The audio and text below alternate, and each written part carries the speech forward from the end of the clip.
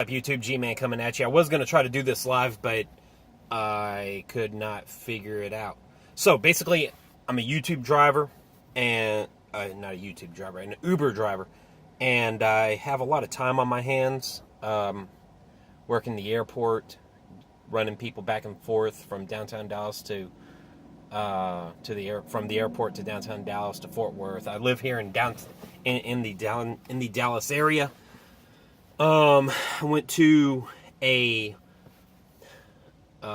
seminar where Kent Hovind came down and he spoke, and I asked him some questions in my previous two videos, and asked him about the firmament, which I was not able to complete that question. He sort of interrupted me. I needed him to have a full context, but that's okay, because the next question I asked about the one Bible verse concerning heliocentricity.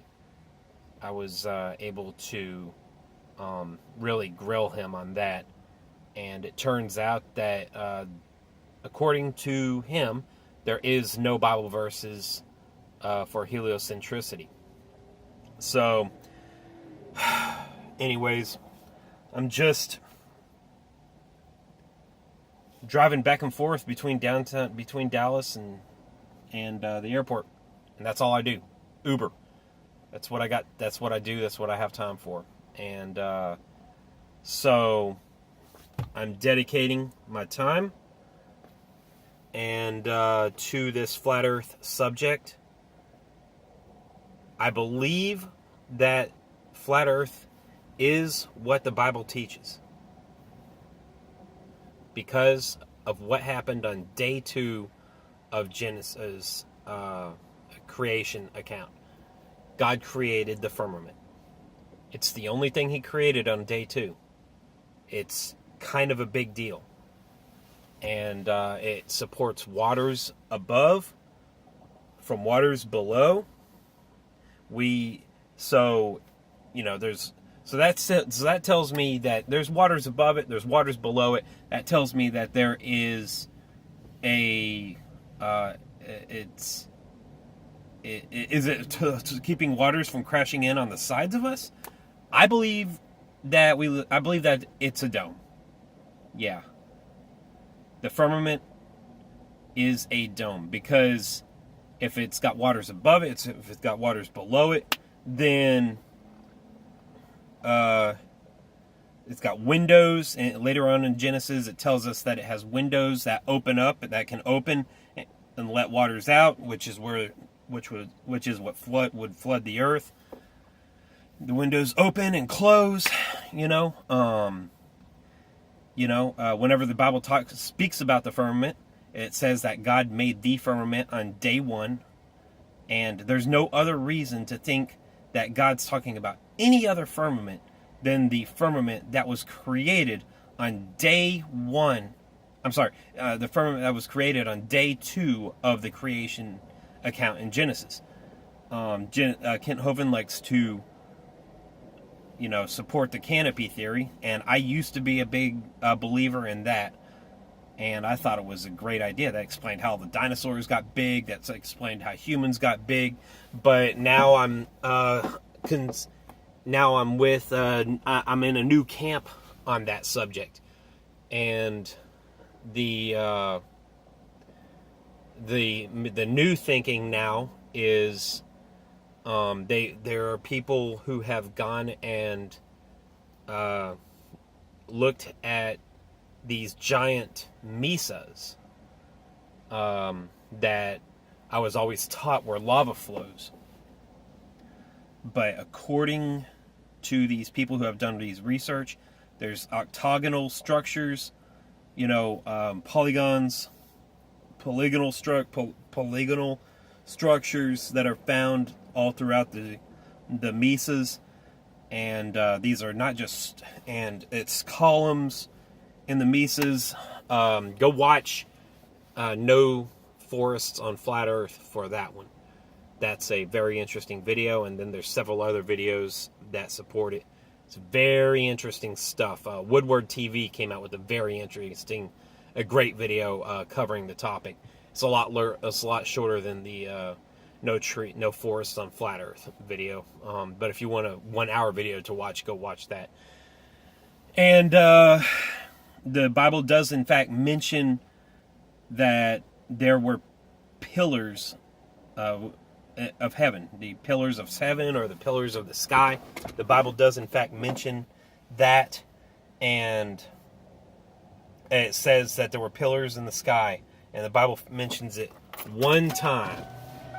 And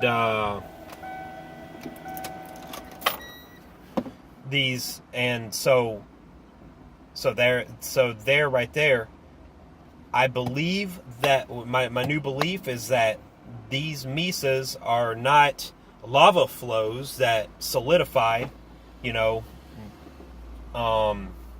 shortly after the flood. These mesas are in fact gigantic tree stumps that were cut down, presumably by giants.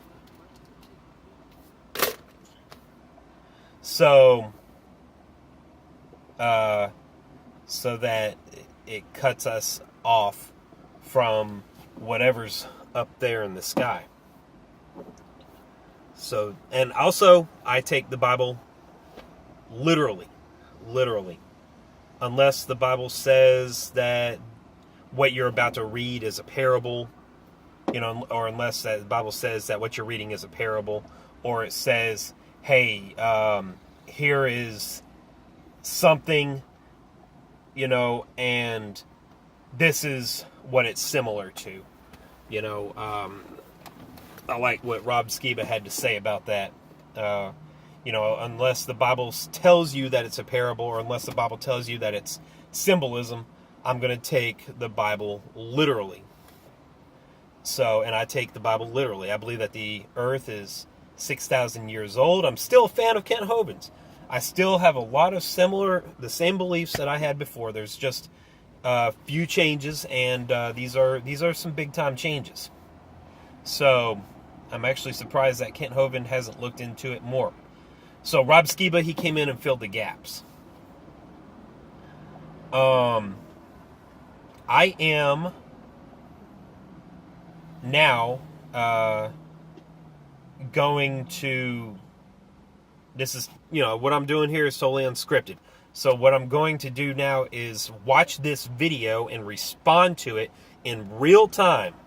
Okay, this is Kent Hovind's latest video called Flat Earth. It's called Dr. Kent Hovind and Robert Sungenis on Flat Earth, Flat Wrong. And I'm going to watch the video. And this right here, what you're seeing right now, this is part 1. Okay, so come back for part 2. I'm not going to have 1 hour, 2 hour long videos. I'm going to create little playlists. I'm going to create a little playlist on this video, respond to this video in real time, and let's see where this goes. Y'all should have a blast watching me respond to this. Let's see here. Yeah, so that's the end of this video. Right now, I'm waiting on a trip at the airport. I'm at DFW airport right now, and I'm waiting on a trip. So, I'm hoping to get that trip, and sooner the better. So anyways, I'm going to cut this video off right now. I'm going to start recording a new one. And I'm going to upload these videos in between trips and record them and upload them in between trips and stuff. So, yeah. G-Man out.